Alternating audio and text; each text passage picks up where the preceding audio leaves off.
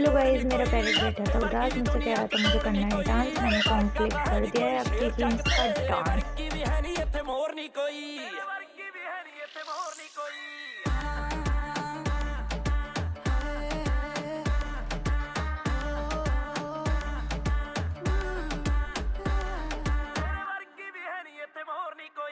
राह मेरा रोकदा है टल जा सोहणिया, मैं नी प्यार तेन करदी। रह मैथों दूर मैनू आखदे ने हूर वे सारे अंबर सरदी। रह मैथों दूर मैनू आख